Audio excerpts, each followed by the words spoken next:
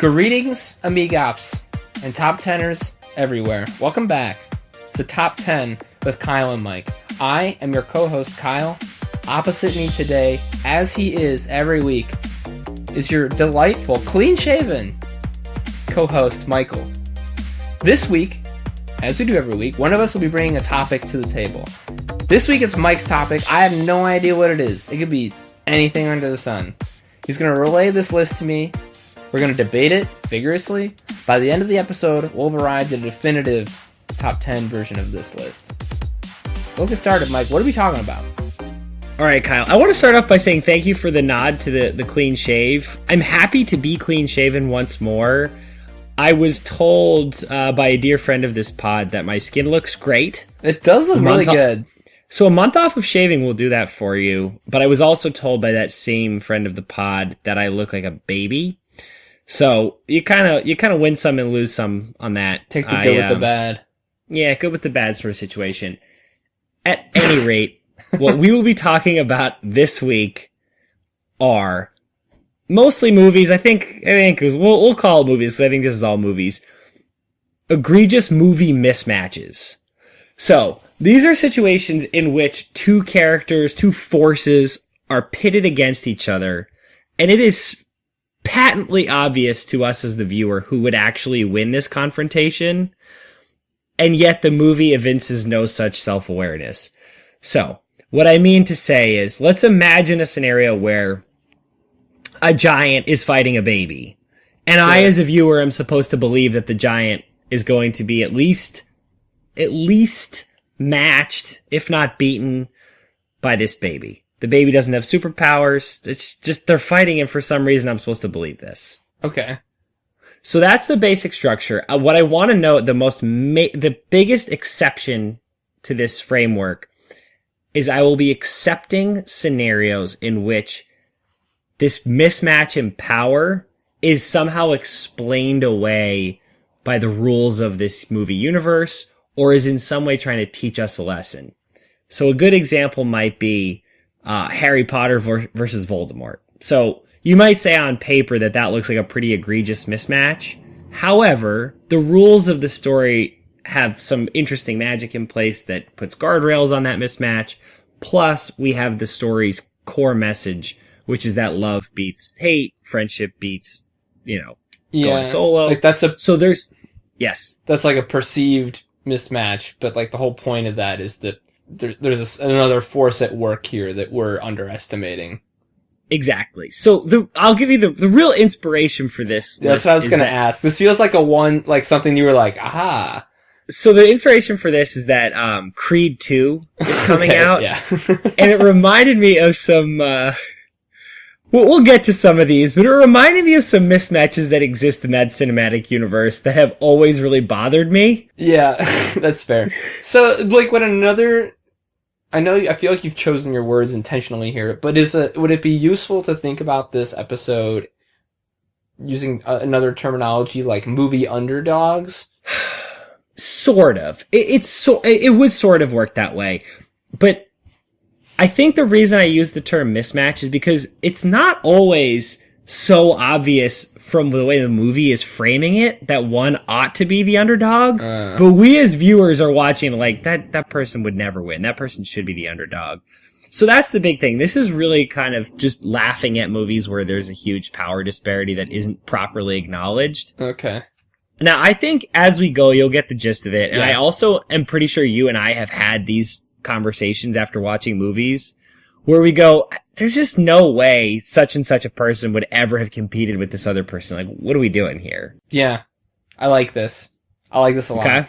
All right. You ready to roll? Yeah, I'm into this. Let's go. Okay. So number 10, the Mighty Ducks versus Team Iceland. So the reason that this is not number one, because so there is a good reason this isn't number one. So the basic framing is Mighty Ducks, just full stop Mighty Ducks. The first movie is about a peewee hockey team in Minnesota. So, very good hockey in Minnesota, even at the peewee level. They do win the district championship, which is big. It's very cathartic for Coach Bombay. He beats his old coach who was mean to him. Sure. We all feel good at the end of this. They're still a local peewee team sourced from a pool of, I don't know, let's be generous, 500,000 kids possible. Let's say that. In the metropolitan Twin Cities area. Right. So I think it's quite a bit less than that. But it's just basically a local hockey team. Right. They then go to the Junior Goodwill Games in the second movie, and they beat Iceland, who, notably, the population is probably about the same as the pool the Mighty Ducks have taken from. But in the world of the movie, I'm supposed to assume that Iceland is the best hockey team at this age in the world. They're like 14, 15 years old. This is the best team of 14-year-old players in the world, and a local team beats them. So that's the insane setup. The only reason that this is number 10 is because there is a small infusion of legitimate outside talent to this team. So they get Kenny Wu, who is an Olympic figure skater, or like junior Olympic figure skater. They get Dean Portman, who is a clearly steroidal teenage brawler, so he scares the other kids. They have Luis Mendoza, who is what's the kid's name from Benny the Jet from Benny the Jet Sandlot. Rodriguez. Yeah, so it's him from Sandlot, and he's basically the same skill, which is being really fast, but he can't stop. And they get Julie the Cat Gaffney, who's supposed to be one of the best goalies in the country. So they get 4 legit, and then they get the kid who can rope cattle. I forget his name. They get a couple of legitimate superstars. Still tacking that onto a team of peewee hockey players. I have real issues with this. Yeah, it'd be because like realistically, like that team, but like I'm trying to think in real life, like this junior hockey team, yes, theoretically could compete like to the point where they had won states, right? Yes. And then would theoretically compete like at a nationwide level. Yeah, some sort of national championship, I suppose. And they could theoretically win that, which mean that they would like basically be representing the United States.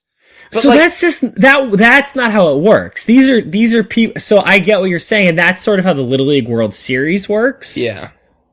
But this would be a pre-selected group of the best players in the country. The Little League World Series idea, which is interesting that you say that, because it does sort of put the lie to my scenario, at least if we're talking about Little League Baseball, because I think, and you can correct me if I'm wrong, those international teams are typically super teams. Yeah, they are. So it's a super team playing a local the best of the local teams, yeah. So that is the exact setup. But the difference there is that those teams are amalgams of entire states, aren't they? Or no, that's not how it works. Those are, so I guess that is this scenario. So in this case, is it unlikely that like that team and from that particular district or whatever is the best one in the entire country? No, but I don't think it's inconceivable, especially considering that like you wouldn't make a movie about another team that wasn't the best in the country. This is interesting. I never considered that this is basically what happens in the League World Series. I don't mean to like, disclaimer, I haven't seen them. This is Mighty Ducks 3? 2. So I haven't seen Mighty Ducks 2. So I'm probably missing some key context. And maybe that's is why it's helping me look at this from an outside perspective. I also don't know hockey as well as you do. You can call me out on my bullshit. No. This is I'm thinking through this. See, I'm trying to think that maybe the reason that this scenario doesn't work exactly is because the U.S. is the hub of baseball. So of course there are great professional leagues throughout Central America and then in Japan. But the U.S. is still sort of the home of baseball, so the majority of the baseball talent in the world is based out of the United States. So in this equivalent scenario, that team that can, from a municipal level, compete with entire national teams, that would have to be Canada. Like, it would have to be the Canadian district champs. Yeah. Would have to be. So I guess it's not an exact equivalent, but that does raise some issues. I see your point, and I feel like in this movie they don't go through, like, the months-long process that would be required to, like, prove that they were the best team in the States before taking on this Icelandic team. Yeah. Yeah, I'm actually now trying to remember how they get chosen to be this team. I want to say Gordon Bombay, the coach of their local team, gets the job because he was such a good coach and then just pulls in all of his favorite players. Yeah, this is kind of bullshit. I think I get the idea though. Like, this is supposed to be like, we're supposed to believe that this is a couple of scrappy kids from Minnesota all of a sudden playing against like the 19 whatever Russian Olympic hockey team. Basically, that's basically what I'm supposed to believe. All right, so there's some issues with that. We'll see if something better can replace it. It's number 10. Yeah, it's number 10. All right, so number 9. So this isn't a scenario where the favorite gets defeated, but the fact that the underdog even competes for as long as he does is preposterous. This is the Finn versus Kylo Ren lightsaber fight at the end of Force Awakens.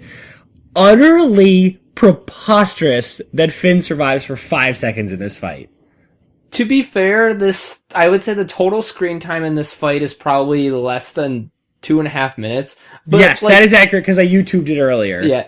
But this fight ends so quickly that you wouldn't even call it a fight. Like Finn would be like, and turn the lightsaber on, and Kylo Ren would be like, LOL, and like force move the saber and like cut Finn's head off with his own lightsaber. That's actually probably the most likely scenario. He does a stop hitting yourself situation. And then cuts his head off. Like maybe he cuts off several, maybe he like Monty Python and the Black Knight, like does it where he cuts off all of his limbs first. Mm-hmm. I just think, or since Kylo Ren is kind of a dick, like we've discussed before, he might toy with his food and like engage him in some actual saber fighting for like 10 seconds. Yeah. But Finn lasts a couple minutes, which is utterly preposterous because he's only wielded a lightsaber once and incredibly poorly earlier in the movie. So what's interesting about this mismatch is it checks every damn box on the mismatch chart. Because Kylo Ren versus Finn, so if we're talking about John Boyega versus Adam Driver in a fist fight, Adam Driver beats the living snot out of John Boyega. He is much larger and has a much greater reach and is surprisingly jacked. John Boyega is just watch The Last Jedi. Yes, you will see for some reason. And John Boyega is pretty doughy and doesn't appear to have a great reach. So just this fight, Adam Driver / Kylo Ren kick ass. If we talk about inherent, like, if we're talking midichlorians here, the midichlorian race here, this was not a race. Adam Driver's character, Kylo Ren, has got so many more midichlorians, it's not even funny. And then the final nail in the John Boyega coffin is Adam Driver, Kylo Ren, has been trained for years by the greatest Jedi Master alive. Like, unquestionably the authority on lightsaber dueling in the galaxy. Yep. From when he was very young. So this would be like going up to bat. This would be like, I can't even, like, an equivalent. This would be like an 8th grader that doesn't really play baseball, like having an at bat against Clayton Kershaw. Yeah.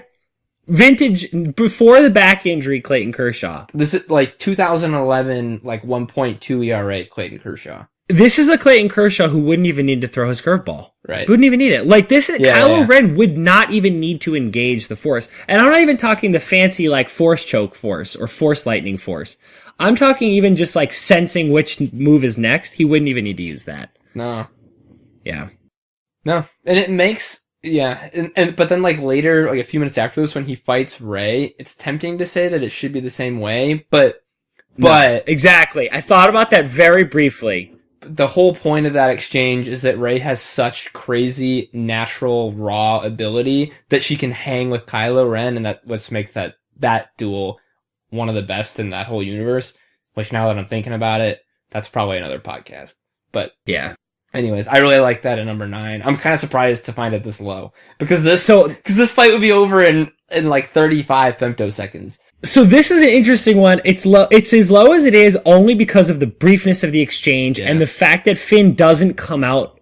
He doesn't win this fight. Right. It is, but even surviving 5 seconds is preposterous. So it may still move up. All right. Fair enough. All right. And lest ye think I don't love this movie series, let me declare very clearly, I love this series. But clocking in at number 8 is the Mighty Ducks again. This time on the opposite side of the exchange. This time, It is the Mighty Ducks in D3, the Mighty Ducks. So let's walk through the logic of these films, okay? So the first movie, they're just the district champs, right? They're Sure. the underdog. They're the underdog district champs.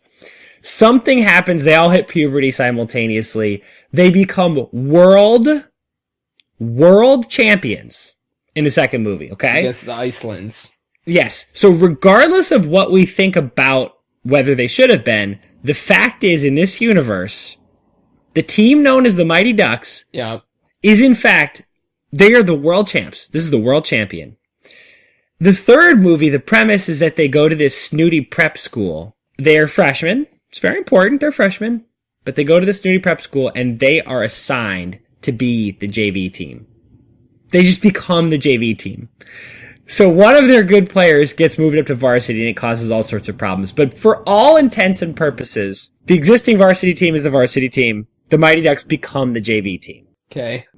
So I've got some real problems with that, but pecking order, they're younger. They get the shit beat out of them by this high school hockey team. Yeah. So they play the seniors and get their asses kicked?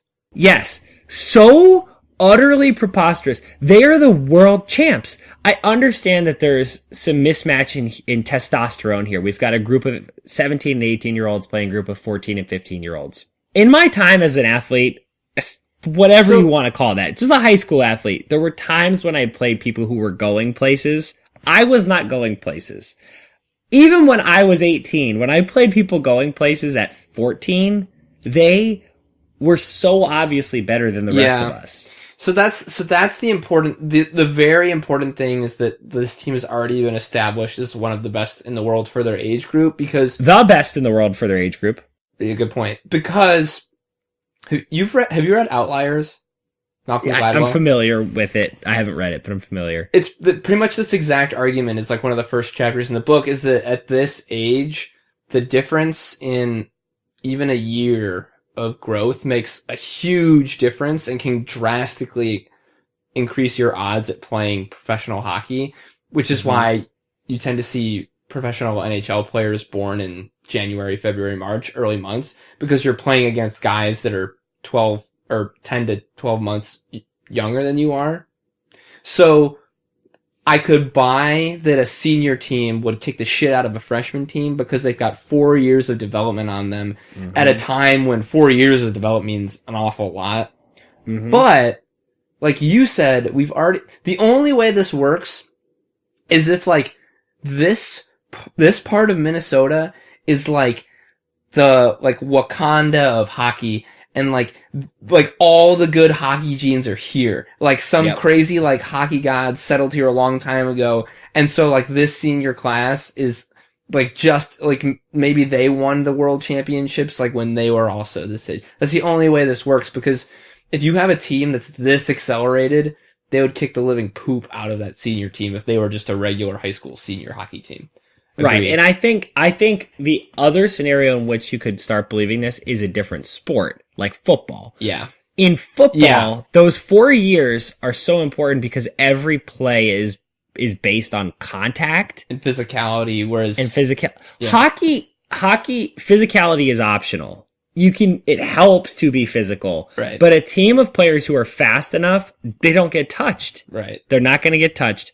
So, major issues with this. I like this, but so it's a mismatch, but like kind of in the opposite direction of the way we've been saying, where like our protagonists are so obviously superior, and yet they get bested and then have a major they do, spoiler alert, they win in the end. Yeah, but it's wild that they're bested even once. Yeah, that is wild. It's kind of interesting because so far we've had a couple of different scenarios. Like Finn versus Kylo Ren, like he doesn't actually beat him. Like he does eventually get schooled, like he should be. Interesting. Yeah, this takes many forms. I'm into it. I'm not poking a hole in it. I just like it. Cool. All right, so we're gonna do a little bit of a new thing here. So we have done 10 through 8, and as is my instinct, now is the perfect time. And by the way, segment. This is the correct instinct. I don't know why we started off this way, doing it after 7, but when you called me out on it on the one with Jerry, I thought about it for like 7 seconds and I was like, shit, he's right. We gotta switch this back. But gladly, we will be moving to number 8. And we hope you like the music that either just played or is just about to play. I'm not sure which. Kyle? I think what will happen in the future and what we'll do on this pod is whoever's list it is will say, and now it's time for the not top 3. And then I'll play the music. All right. So I'm going to do it right now. Yeah. All right. But don't edit that last part out because we want the viewers to take this journey with us. And now. What am I now take it to, or just say now our top 3? This is whatever you want to do. Okay. Just give me a cue when I'm editing so I know it's time for the music. All right, I'll make sure you know. Yeah. And now, our not top 3.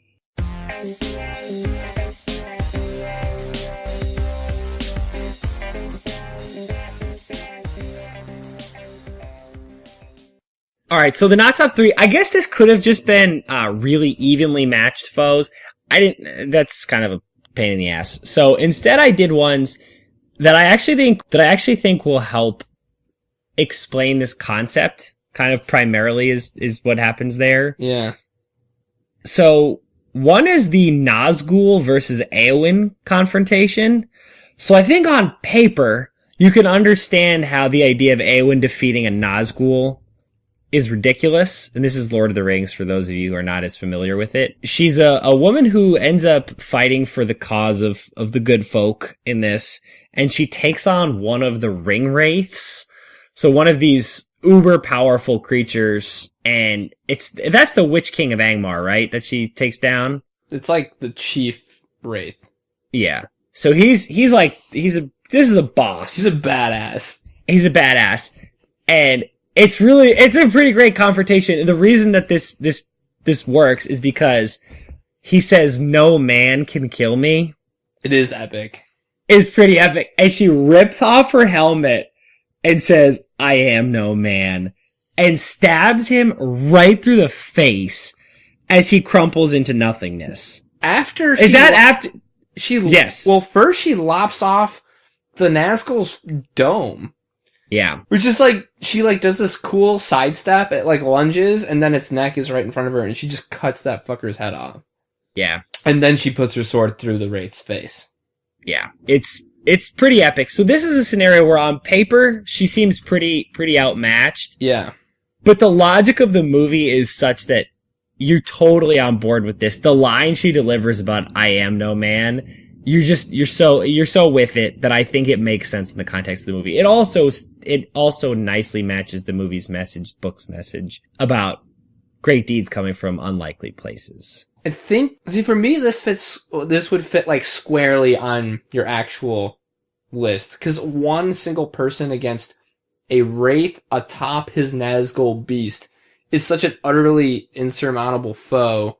But I think one reason it might not qualify is because the added ingredient here is the disrespect of the wraith, like the underestimation of his foe. So that to me is why this is Voldemort-like. Yeah. It's Voldemort-like because it's instructive for us as viewers. I would never watch this and laugh at the movie or the book for giving me a scenario that's not believable. And that's kind of what I'm getting at with this list is these works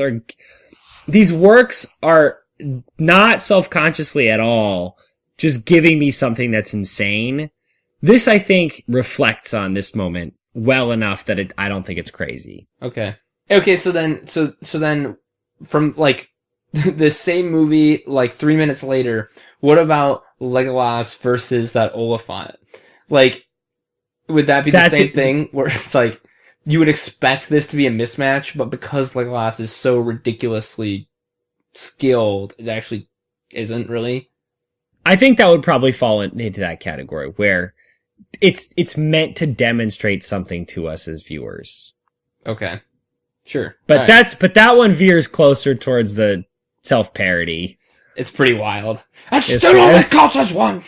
It's pretty awesome though. Yeah. I don't know. I just love that moment. Another good moment where we've got some people taking on something that's well above their level of skill is the Harry and Ron versus Troll encounter. That is not a good matchup on paper for our boys. So why is it just because they get away with it because of sheer dumb luck that we're putting this on our not top 3? So I put this here partially because of that, partially because this moment is it's very instructive for them in realizing how close they were to dying. This isn't just a moment where like 2 innocent babes in the woods just take down a troll and that's it and I'm just supposed to move on. This is a moment where it talks about the things that bond friends together. It's McGonagall explaining to them that they really are existing in this very dangerous world and they really could have been killed. And it also is demonstrating just how dumb trolls are, because I think in the logic of this universe, we are meant to understand that trolls really are that dumb. Like, the trolls in Harry Potter are so dumb that they could actually be defeated by a wizard who really only knows one spell. Okay, I buy that. So I picked these ones that are close to the line to kind of help demonstrate and to talk about it. But I think that there's an opportunity potentially to move some of these. No, I like this one because it is blurry. Because you even, like, they've been at Hogwarts for like a week at this point. Like, this is should be well outside the realm. But the fact that she does so specifically say, like, you idiots, we're sure we're lucky. It is also demonstrative of the qualities that make all of them so special. Yeah. I think we're meant to understand, and this is meant to introduce us to the concept that these kids are going to take on things that are well above their, on paper, capacity, but we're going to see them get by because of companionship and smarts and bravery. Yeah. Okay. And then one more that probably should be on the not, but I want it should be on the actual top 10, but I want it on the not. And I won't spoil, because we've agreed that we're not going to ever spoil the ending of this one. 3:10 to Yuma. That is... How is this not on the actual... This is the most preposterous climax of a movie maybe ever. It's utterly ridiculous. So it's not preposterous for 2 reasons. One, Dan is with our guy Russell Crowe the whole time. Ben Wade is with him, and I think that keeps some of the bullets firing away from them because his people are afraid to shoot him. They only, I think, call that out once during the exchange of fire, but it is called out once. Yeah, you're right. So that's one thing. The other thing is, I do think that this movie is shot in such a way that it properly demonstrates the difficulty of getting a good shot off in a town setting like this. So just from like a logistical standpoint, not from a why I put it on this list, but just from a logistical standpoint, those are 2 reasons that I think practically this could have gone down the way the movie has it go down. Now, the reason I put it in the not list is because I love it. That's probably it. It's a wonderful sequence. I know. It's just so rewarding for me as a viewer. They probably could have done this a different way and gotten us to still take away the lesson we took from this movie. I'm just so glad they went for it. This is what this movie needed. I think everyone needs to see this movie. Yeah. This was really just a shameless plug for 3:10 to Yuma because I think it's pretty clear that this belongs on the actual list. I agree with your assertion, but the fact of the matter is that it's 1 versus like, how many guys are in that posse? 12. At least. But they're joined by a whole town that they've recruited to come shoot with them. And they know at the onset of this skirmish, they know where they are. They're inside a house that they're surrounded on all sides. They also know exactly where they're headed. Yeah. That is what kind of seals it for me. I think this one might jump over to the actual list, Mike. I know they're trying not to hit Ben Wade, but this is this is a lot. Like, there's no reason they have to shoot him. Like, they could just like swarm him, right? Yeah. Especially because he's not actually going to shoot Ben. Yeah, exactly. So, whatever. We'll talk about it. Alright. Let's get back to it then. Alright. Clocking in at number 7 is fat old Roger Moore versus Jaws. So Jaws is a giant with steel teeth. Now, I don't want the pod listeners to mistake this for a bias towards size, because I do think there are certain cases in which a very large person fighting a very small person or average sized person does not immediately advantage the large person. Perfect case would be Oberyn Martell versus the Mountain. Like, that's a good example where we're properly explaining why somebody who's smaller versus somebody who's larger can make sense. This is a tough matchup for Roger Moore. To be clear, we are not talking about Jaws the shark from the movie Jaws. That would be fun if we were. No, we're talking about the guy, if any of you seen Happy Gilmore, he's the guy with the nail in his head. Earlier in his career, plays a giant henchman with steel teeth who, like, bites people with said steel teeth. And several times in physical altercations, the aging James Bond, played by the aging Roger Moore, bests him. And it is so utterly preposterous. It defies any explanation because these are physical confrontations. These are not just he drops a gas canister and runs away. Like, he's fighting Jaws and beating him. So your argument is that because Roger Moore is so old, he shouldn't be able to defeat this younger, sprier man? There's no iteration of James Bond, young, old, spry, or otherwise, who would take down Jaws.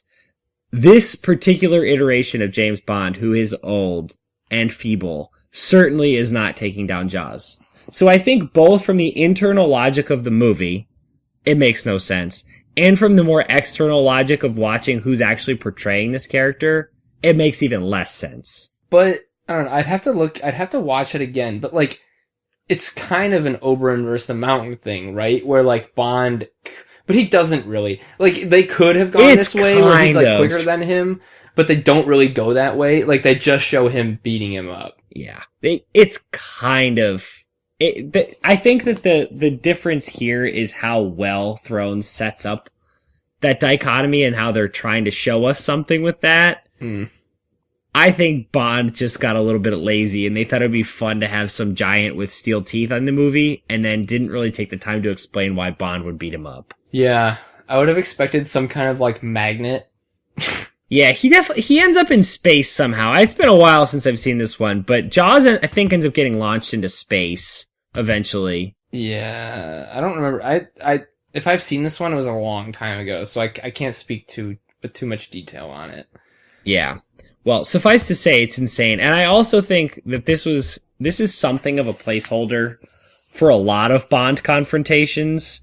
Yeah. If I'm remembering correctly, you and I watched It's You Only Live Twice is the one where he beats up The Rock's grandfather. Really? Yeah, don't you remember he's infiltrating that office building. I think it's the Japanese office building and he's up in that office and Rocky Maivia, who's The Rock's grandfather, is patrolling and then comes to fight him and he just beats him up. Which is about as ridiculous as, say, Daniel Craig beating up The Rock. It's roughly equivalent to that. I was gonna say it's as silly as Daniel Craig beating Dave Bautista in Spectre.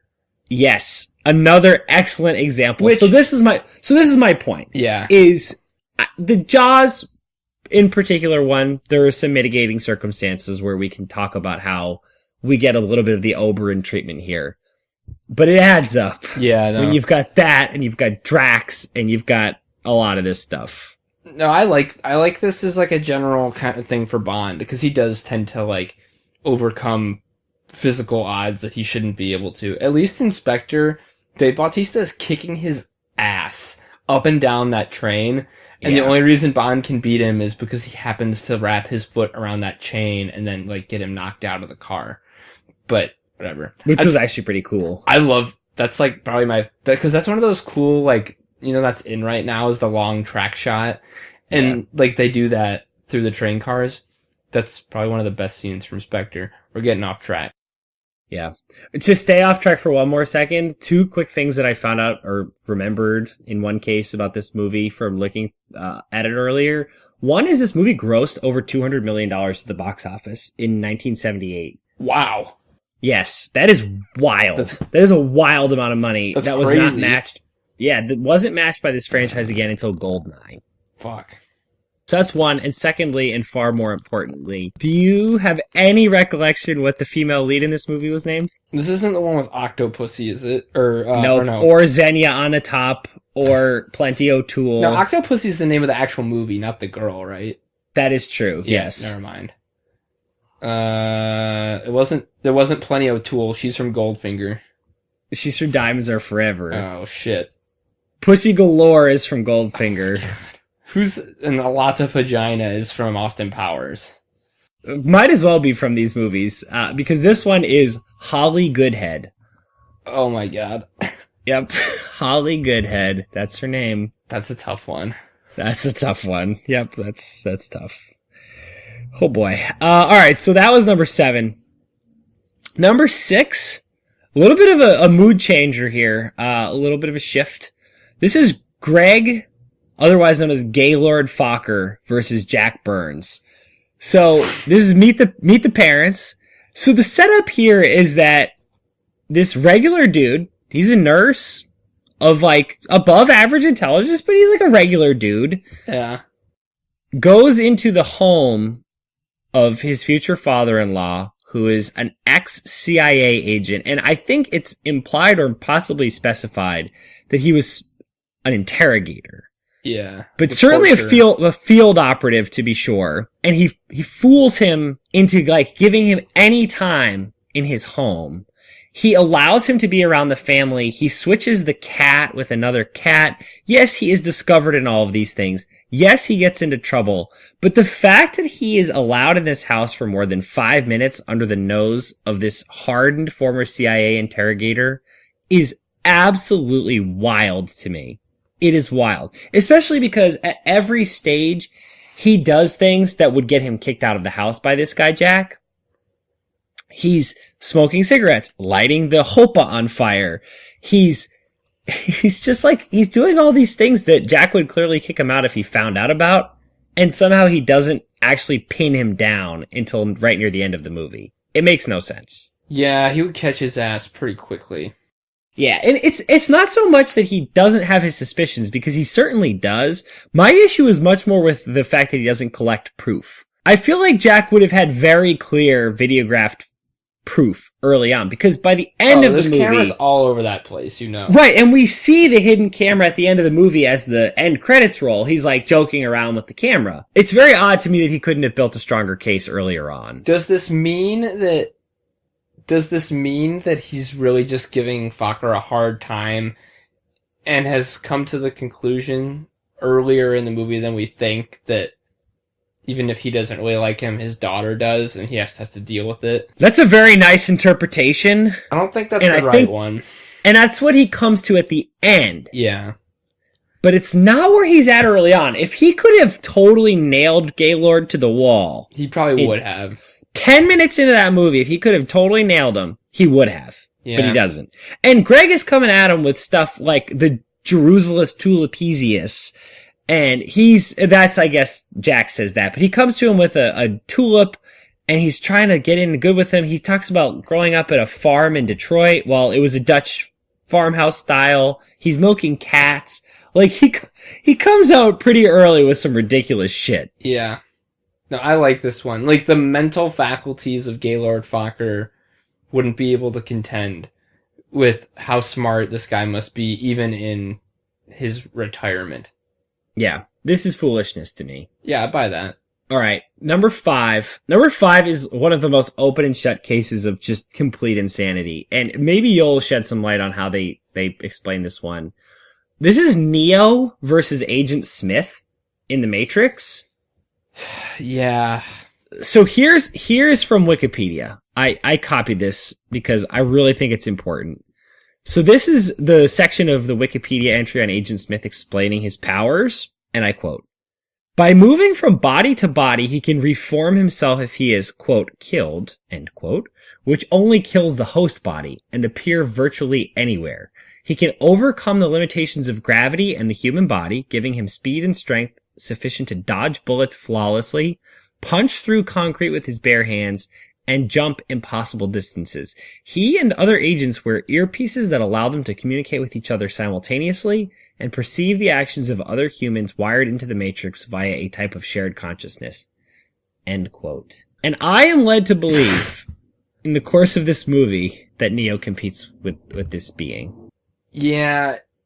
To call him a being is almost, like, inaccurate, because he is more He's almost like the world that they occupy, or Yes, like a he's a computer program that is an integral part of this universe. He's part of this computerized world. right. Like and like the Agent Smith that we like Hugo Weaving that we see is only a represent like it's something that an audience can see as a representation of the Matrix.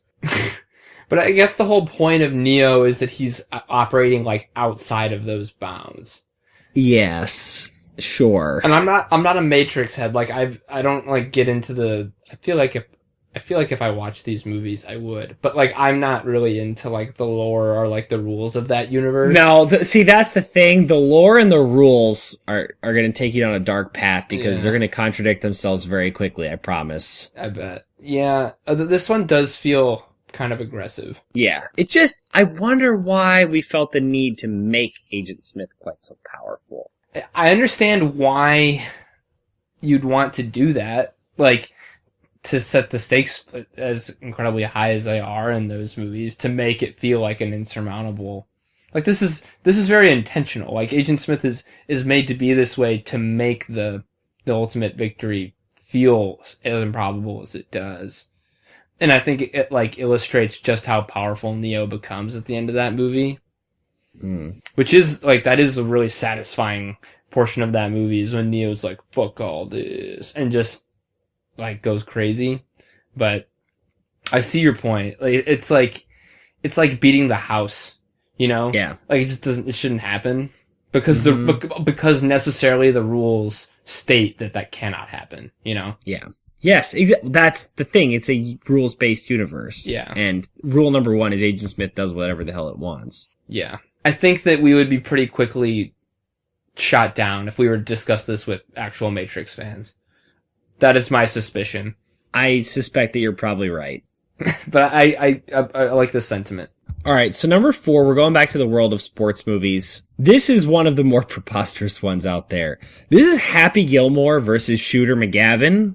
This is ridiculous. Yeah. So Shooter McGavin, I was trying to do a little research. I couldn't figure out whether he's an actual tour champion or whether he's just saying that jacket is his because he's going to be the tour champion. Regardless, he is a man with a very realistic expectation that he will become the champion of what is implied to be the PGA Tour. Maybe said to be the PGA Tour. I don't know if they got the licensing rights, but the highest level of golf in the land. Right. He's the champ or gonna be the champ. And then this angry doofus who was a failed hockey player and has never played golf and is quite a bad putter beats him. This is insane. For anyone that has ever played golf knows what utter fantasy this is. Because even if you could drive, let's assume for a second that you could drive like that. 400, let's say your average drive is 400 yards. Yeah. 400 yards. Let's start there. And we don't get a ton of info in this movie what his mid-range game is like how he hits his irons. Mm-hmm. But based on his drive, I would guess that he's a poor user of his irons. Because you don't... One would think. Because they're not the same thing at all. No. Really, in any way. So, like... So if you can't play mid and you can't play a short game, you could still, he would be awesome at like work events and... he'd be the man. He'd be like, he might even be able to play around, I guess maybe around par, but like, there's no way he'd be able to hang on a PGA tour. Well, the thing that you have to remember about these PGA events is that they're 4-day events. Yeah. I think it's realistic to believe that Happy Gilmore could set the all-time tour record and shoot like a 57 once. Because if everything is working one day and he's driving the ball that far, he could maybe have one day that is so truly extraordinary that he'd get out to a huge lead on Thursday. Maybe. He's never recreating that for 3 more days. Another question I have is, how does Happy play like a par 3? Like, can he tailor his drive to put it on the green? So the idea behind golf clubs is that you don't actually have to change your swing. Right. They're just supposed to be the same swing on every club. Realistically, that's not really how it works. And I'm skeptical that there would be any club with enough loft that somebody hitting the ball that far like, even could if he's club down appropriately. Like, if he's hitting that far in his driver, he would put a wedge. Yeah, even like a fake new club that's like an 88-degree wedge. Yeah. That ball is going way too far even for a short par 3. Interesting. I don't buy this. I don't buy this. And the movie doesn't really, like, I think they understand this because they don't show anything besides his drive and his putting. Which, like, He also uses a hockey stick as his putter, which I think is hilarious. I think that's great. Definitely not legal. Not kosher. No. Especially given the stuffiness of golf. Yes. No, I like this one a lot. This is a good one. Good. So I think we should skip the honorable mentions for right now. I think we're running very long, so I'll just bump through those in a little bit. Number 3, another that is just deeply preposterous. This is Thanos versus the Avengers. I had that in my honorable mentions list here. Yeah, so he controls a couple things: mind, soul, space, power, time, and reality. Those are all of the things. Give me reality, and this fight's over. Like, I think, like, if he can alter reality the way that he does in Infinity War, this fight is over before it starts. Like, he could realistically incinerate every Avenger without even being near them. You know what I mean?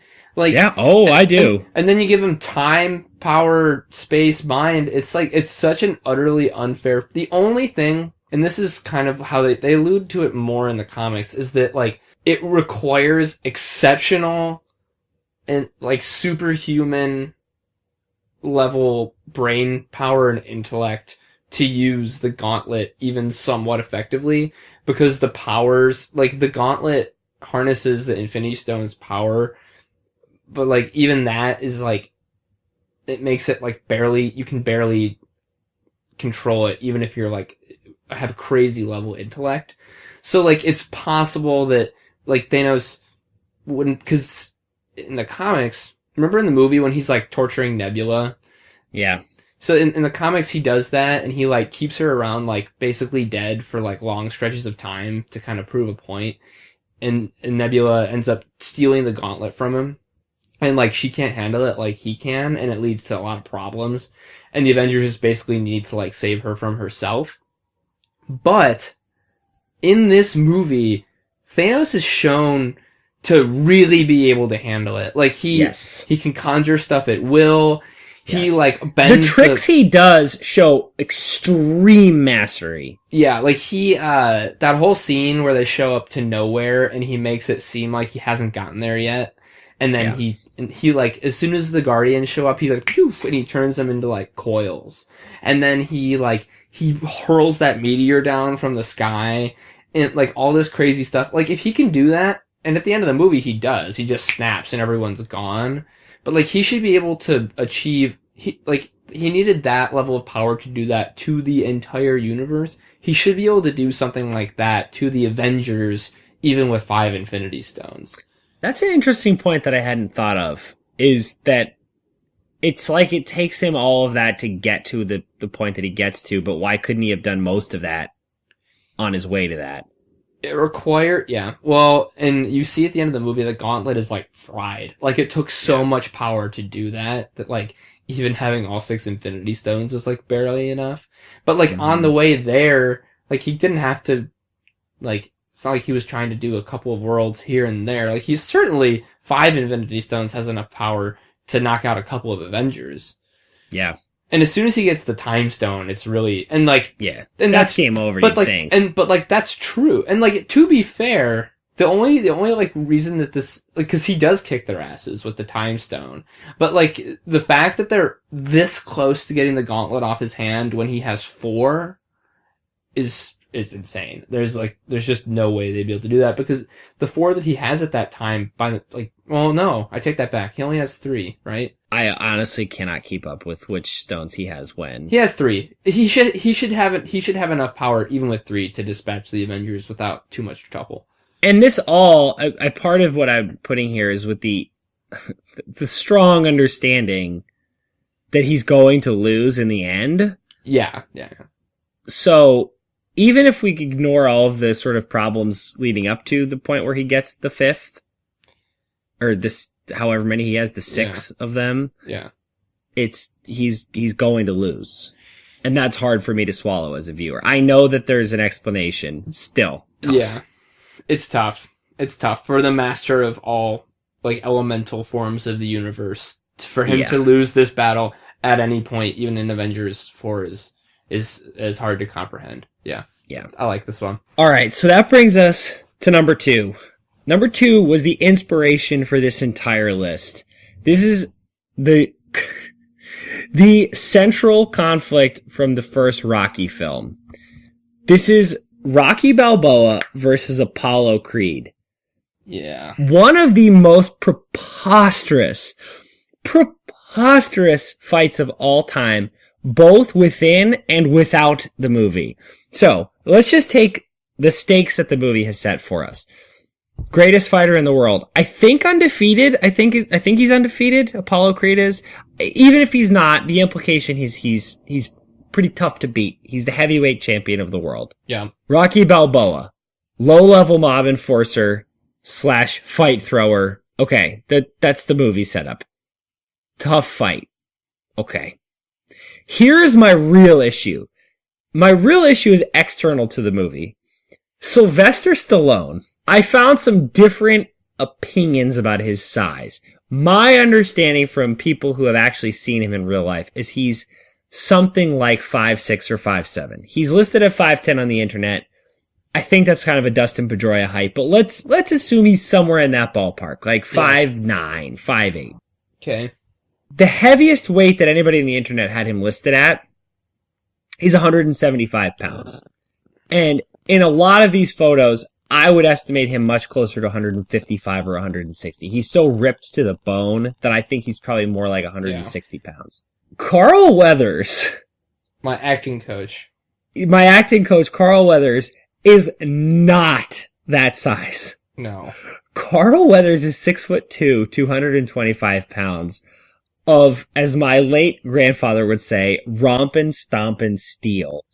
That man is gigantic and beautiful. He is just corded, rippling muscle and mustache. And our understanding as viewers is that this is supposed to be Muhammad Ali.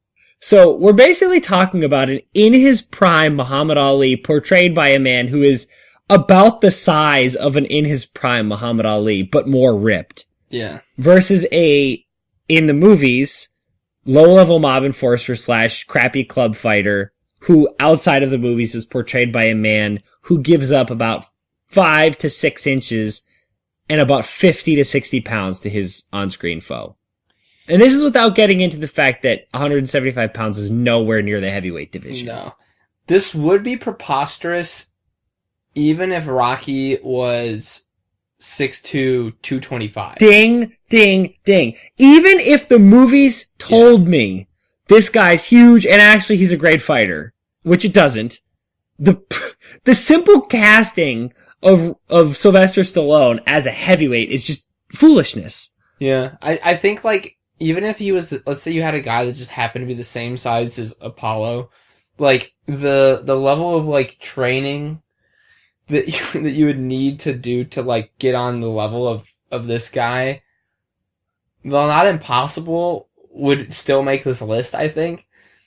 But then give him the serious disadvantage of the physicality, and, like, also, like, not even put him in the same weight class, and this jumps up and fits very comfortably up at, like, 1 or 2. This is silly. Yeah. It is just foolishness. Yeah, and Carl Weathers is like, have you seen the original Predator? Yes. Oh my god, that movie he's in that movie too, and like they make a very big show about him and, like, Arnold, like arm wrestling and just, like, walking around, like, hulking out of their shirts, like, in the middle of, like, the fucking jungle, like. He is a specimen, and yes, see, that would be an awesome fight. Carl Weathers versus Like what if Rocky was portrayed by Arnold Schwarzenegger? Okay, so this is exactly the point, and we can move on because we're beating a dead horse, Yeah. but the fact that you can look at Carl Weathers on screen next to Arnold Schwarzenegger and not laugh him off the screen Right. is proof of the foolishness of this other conceit. It's very striking to see the two on screen together and be like, whoa, like Carl Weathers belongs here? Like what the fuck is going on? Yeah. Yep. Agreed. Yeah, it's utter foolishness. Yeah. I like it. All right, and number one, even if you haven't put it in your head, you'll know exactly what it is when we talk about it. Number one is the most preposterous head-to-head matchup of all time, and that is Batman versus Superman. You and I are both pretty well established as Batman people. What are we talking about here? Mike, have you considered though that their moms actually have the same name? Yeah. What is this all about? I don't get it. Why? Why does this need to be a thing? So, but, I mean, like, in a scenario where Batman has access to kryptonite, are we, like, assuming that this is a non-kryptonite fight? Whatever. Include kryptonite. If Batman has access to enough kryptonite, like, theoretically, he could defeat Superman. Okay. Let's just talk about it. So, Superman can see through stuff, right? Yeah. He can use heat vision. Yeah. He can actually reverse time. Yeah. But whatever. Well, even if we pretend that didn't happen, because that was like a hokey 70s movie where he reverses time, can't he just know where Batman is, Bruce Wayne is, and just stop him? Like from a great distance? Because it seems, in the logic that these movies have set up, Superman is affected by kryptonite more when he's close to the kryptonite. Fair? Oh, absolutely. It's a proximity thing. Okay, but we also are kind of given to believe that Superman is capable of carrying out a long-range attack. Like, I don't think his laser vision only goes, 3 feet. Yeah. Okay, so even if Bruce Wayne is wearing a kryptonite-lined suit, if Superman attacks from an appropriate distance, which he can, because he can see Batman wherever he goes, because he can see through stuff. Yeah, that's true. And he can shoot lasers out of his eyes a significant distance. Or he could throw a tank at him from a great distance. Or he could burrow underground and there are a million things Superman could do to kick Batman's ass. Or he could poison him slowly by boring a hole into his pipes and then just dripping some acid into it. That would be rude. That would be very rude. There are a myriad ways, there are a lot of different things that our good friend Soups could do to Batman that he does not do. And the reason he doesn't do it is not because he wouldn't, or he couldn't, or he shouldn't. It's because the screenwriters thought it would be boring if he did it. That's true. Yeah. Because you're right, in all these, the one that came out a few years ago, Batman vs. Superman, Superman, very obligingly, decides to fight Batman on his terms. And, walks into, a kryptonite, radio wave field, and it's Gwarg! And then, yeah, it's very silly. Which is not in keeping with the Superman character, because Superman, at least in my experience with Superman, is not like Batman in that he's mentally weak enough to give into something like that. He doesn't get so angry that he'd have to give into that sort of dumb masculine bullshit challenge. He wouldn't. No. He's a Boy Scout, but he's not yeah, I see what you mean. He's not, because that's actually a really good point, because it's not in that scenario, he gets tricked because he's so gullible and sweet. Yeah. It's more he's so pissed that he'll go in on those terms, which is pretty much the exact opposite of the character. Yeah. Probably one of the reasons I hate that movie so much, but I like this one. I think more generally, it's anyone versus Superman. No. Yes. Yeah. There's no, really interesting Superman fight, because it's you could just, Superman could grab you and, take your ass into outer space and just leave you there. Or, you know what I mean? I never thought of that. That would be a good way for him to do it. We had a close family friend that would engage me in, superhero fights, and he would always pick Superman. And I'd be like, whoa, the Hulk gets so strong. Like, he would get so angry, he'd be stronger than Superman. He'd be like, no, he'd take him out into space. The Hulk would die. He would turn back into Banner, he would die. It's like, shit, he's right. I never thought of that. And I would imagine our thought is Superman could hurl somebody fast enough that they could achieve exit velocity, isn't it? Theoretically. I mean, he should be able to. He's Superman, so. He can stop a plane. Yeah. He stopped a plane. He's able, like he's able to leap tall buildings without getting a wedgie. Yeah, that's true. Sorry, that's Captain Underpants. Yeah, close enough. Yeah, so I don't know. Tough one, Superman. Let's do some honorable mentions. We gotta get going here. Okay, the Rocky versus Mason Dixon fight. His name is Mason the Lion Dixon. Rocky's like 60 years old. Ridiculous. Maximus versus Commodus at the end of Gladiator. Yes, Maximus has been stabbed.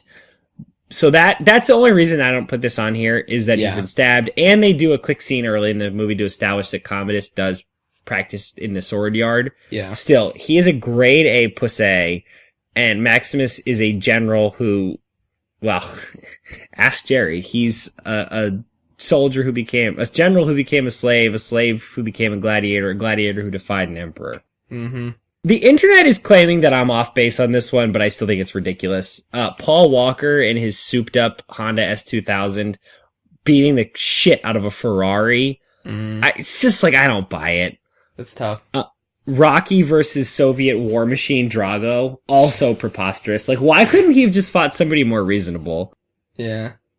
Patrick Swayze versus everybody in the movie Roadhouse, including the guy whose throat he rips out in the climactic fight. What? Yeah. Like, this is the guy from the dance movie. And then finally, Rambo. Rambo fights such enormous scores of people. It once again begs the question, like almost all of these, why was this extreme necessary? I just don't get why we had to go quite to this extreme. All of these things could have been fun without going that far. Right. Agreed. So those are my honorable mentions. Okay, I got some. Yeah. In Independence Day, the United States Air Force versus aliens. That's a great one. That's silly shit. In School of Rock, a band of, like, elementary school kids versus legitimate bands at Battle of the Bands. We should argue for that one. That's a great one. Yeah, I like that one. In Armageddon, scientists versus asteroid.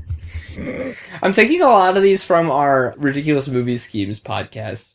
They are cousins, I think. And the next one, Walter White versus the racists, when he puts that machine gun in his car. Yeah, so it's actually funny. I thought of that specific one. The only reason I didn't put it in here is because, well, two reasons. One is this is more of like a situation. Yeah. That I think it's more the situation that makes that battle ridiculous than the people themselves being so mismatched. Yeah, I guess it's, yeah. So it's, yeah, you're right. I thought it was slightly different. The only other thing is Heisenberg is established as being such a genius that at least in that world, it's somewhat consistent with his genius. That's fair. But I was with you on that one. Stranger Things, both seasons, whenever Elle is not around, like... Oh, great point. When, like, the fact that any of them are able to hang with, like, any of the creatures in the Upside Down is preposterous. like, utterly ridiculous. Yeah, that's a really good point. This is one I'm serious about. John McClane, specifically in Die Hard's 2 through 5, not 1. Because I think, even though he sustains ridiculous injuries in Die Hard, it's feasible to believe that a man, like, could escape the machine of, like, terrorists in a high-rise if he could get around in the elevator shafts and shit. Mm-hmm. Die Hard 2, 3 are utterly ridiculous.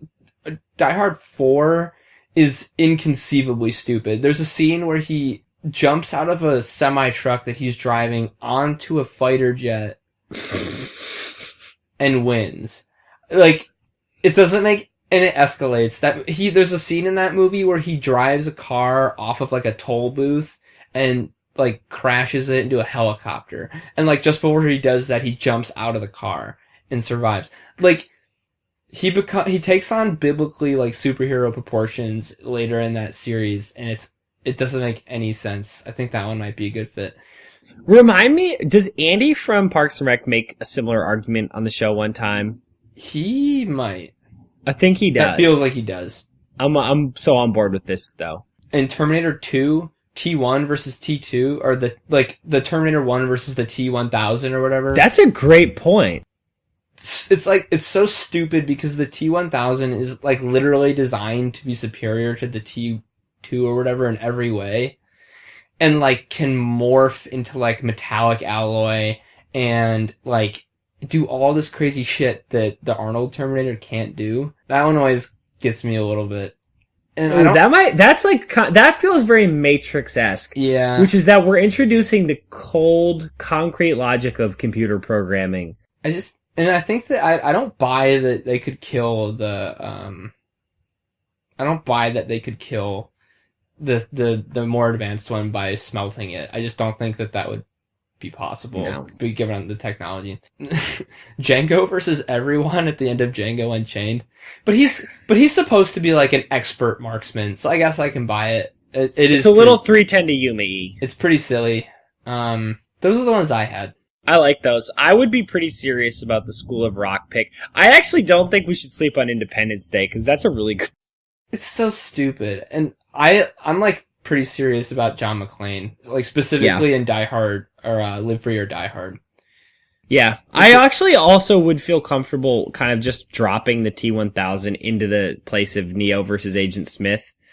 Just on the off chance that we run into a Matrix person who's like, man, what you see... I'm a little more comfortable calling the Terminator rules into question than I am the Matrix rules. Yeah, I think that's the play. All right, where do we see? I think we should remove one of the Mighty Ducks, and I think we should remove number 10 because the senior one is stupid, and the Iceland one we kind of were able to work our way into it. Yeah, I think we should get rid of. I think we should put Terminator in for Matrix. I would be fine because this is a pretty packed list.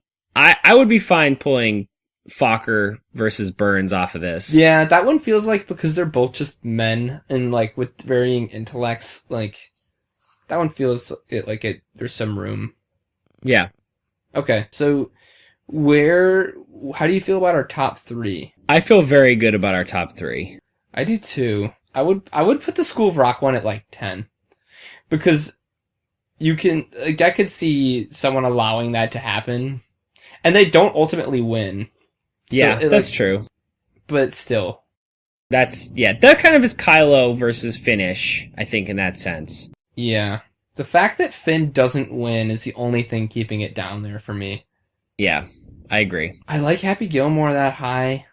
I know, it's so ridiculous. So stupid. But such a great movie. Why don't we... I think I would put John McClane highest of the ones that I'm stumping for, and I kind of like it in that area. Yeah, I would feel good about that at 5 and then T-1000 at 6. And then maybe we go, what do you think's more ridiculous, Roger Moore or Independence Day? I kind of think Independence Day. I think so too. And then I like Roger Moore, and then Mighty Ducks, and then School of Rock. Or no, wait. What did I do wrong here? We got to dump one more actually. Then shit. If we're doing Independence Day, I don't want to dump Finn vs. Ren. That's so dumb. Let's just leave. We could dump the Roger Moore one. There are some strong entries, and I think that one as a symbol of others would allow for a replacement with the nod that combined all of these James Bond things are insane. Yeah. Okay.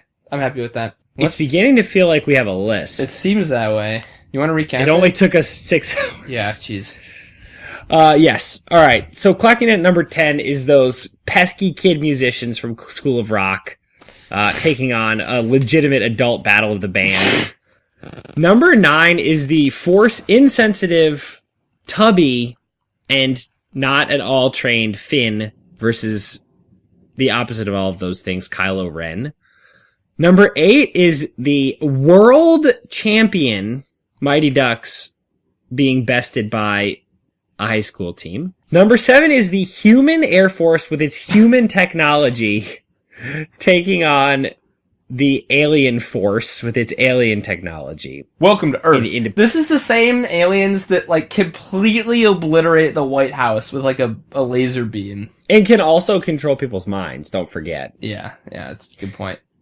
Number 6, the T-1000, which was specifically designed to defeat the Arnold version. Not defeating the Arnold version. Number 5, everything that John McClane does after the first Die Hard. Number 4, the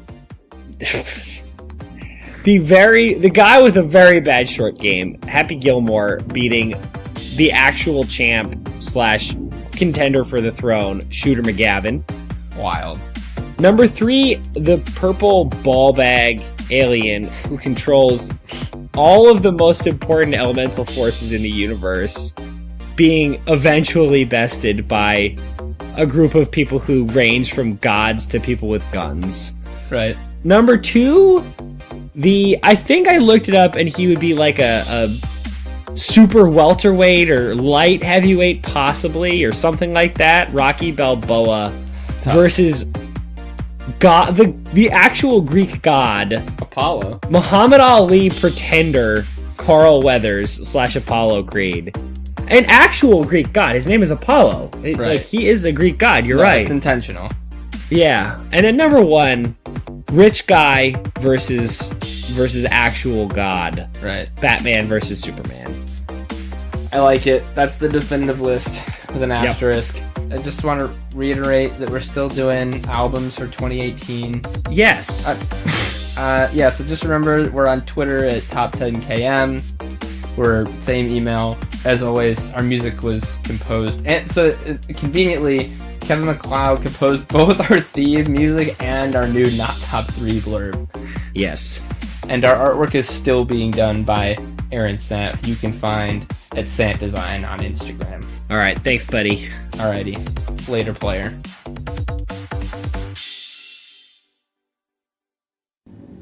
I'ma sip Moscato and do it with no hands. No. I'ma sip Moscato and while you do... Something happens in between while you do it with no hands. That's what it is. I'ma sip Moscato.